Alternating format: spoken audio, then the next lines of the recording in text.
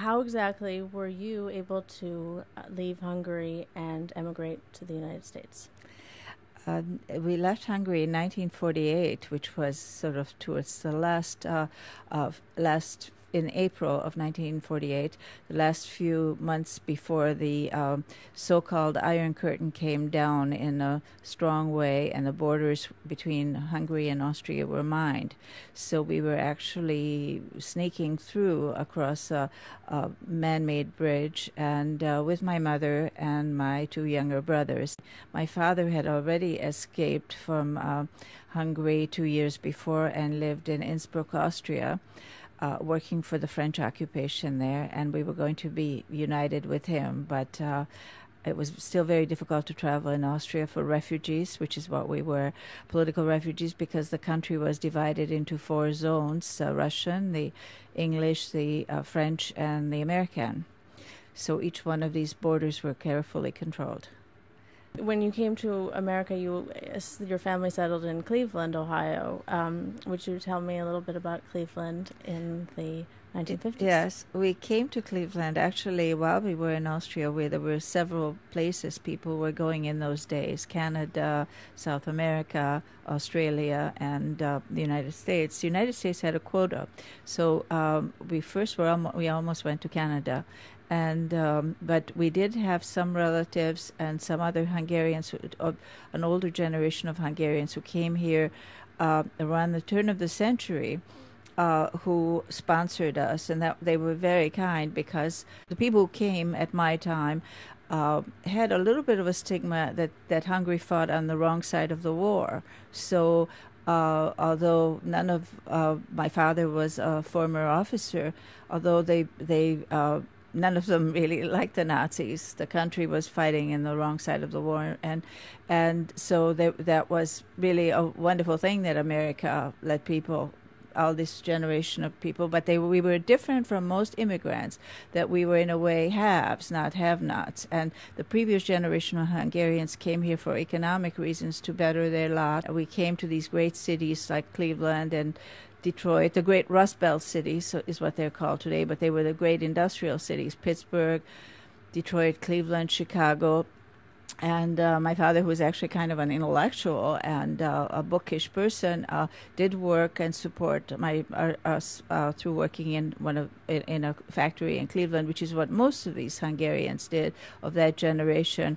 However, like colonials, they lost a lot. They were former judges and lawyers and doctors, and they had to start at the bottom. So in a way, they kept up their own kind of almost Hungarianness and their traditions. So Cleveland happens to be the biggest population of Hungarians in the United States. They kept up the customs and the language and the music, and there were old Hungarian movies being showed, so we were quite exposed to Hungarian culture. However, I was at an age of 13 when I very much want to belong, and I desperately Americanized. So you came to New York after earning a college degree and later as a magazine editor.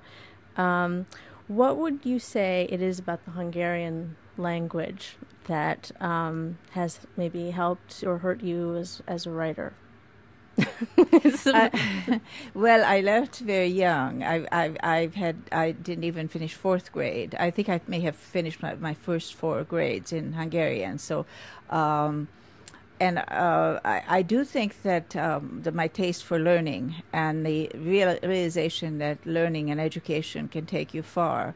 Not only did that come from my parents, who sacrificed a lot to send all 3 of us to college, but I think my love for learning probably started in Hungary, because I always liked going to school. I always liked learning new things, and I think that some of my appetite for learning was started back in Hungary, where it was a competitive school. It seems to me the girls were very competitive school in the classroom. And I think Hungarians are quite competitive on the whole. Learning English was actually quite difficult because I was at an awkward age. I put down 13, but I wasn't quite 13. I was just a few months. I was still 12, sort of. And it's a very self-conscious age with the mistakes I made. But actually, it was hard to learn English from Hungarian. But I already had the experience of having to learn Germans, which is also humiliating. And then when I went to Switzerland, it was Swiss German, which was slightly different. So but learning a language is quite humiliating. You make a fool of yourself. And also, once you learn it, you're a little impatient with your own parents, who sometimes make fools of themselves because their English doesn't develop as fast as yours. So when you came to New York, I remember your college roommate saying at one point that in college she always thought you were, she was just a little envious that you were very exotic and that you had sort of mysterious, allure about you. But when you came to New York, the Zsa Zsa and the Gabor sisters, there was a sense of Hungarian glamour, and you ended up working in magazines. Well, I think it was very interesting to come to New York, which accepts all these different languages and people of all different backgrounds. And while I was in Cleveland, and also I went to school in Wisconsin, so while I was in the Midwest, they were a little less tolerant with if you had a slightly different accent. I think that I did better than Henry Kissinger, who came here about age 13. He never lost his heavy accent.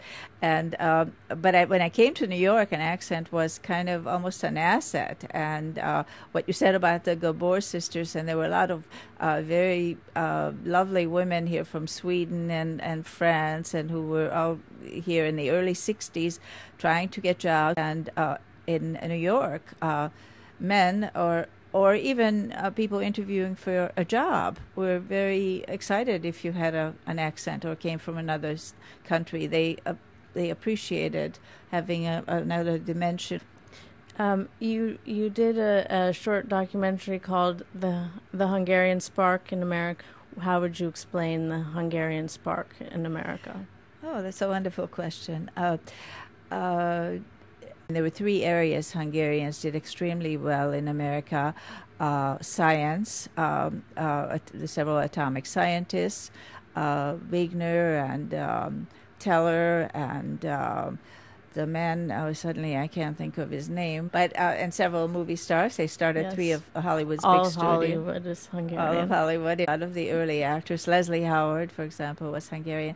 So, but I think the Hungarian spark is, I think it's a rugged individualism, for which there was a lot of room in America. This competitiveness, Hungarians. I had wonderful parents. I think my parents were extremely dedicated parents, and and they had suffered a lot. My father was imprisoned and almost taken to Siberia. My father was under the arrest by the Hungarian Communist Police. So this Hungarian Communist police chief, took an enormous gamble because he was under the Russian. He was working for the Russians, and called my mother in and said, between 3:00 and 3:30 tomorrow afternoon, I'm going to, when they get a little fresh air from the prison, and they go out to the garden, I'm going to leave the back door of the garden slightly open, the garden door, and if he can get out, I will make sure no one will chase him. But this was in the days where there was a knock on the door in the middle of the night and people disappeared, and many people disappeared. The 50s were a terrible time in Hungary. And I learned a lot from this experience, that one should not feel sorry for oneself, because there's always, if those people, and if my parents endured what they endured, and that I should never, I should strive, and there are great opportunities in America.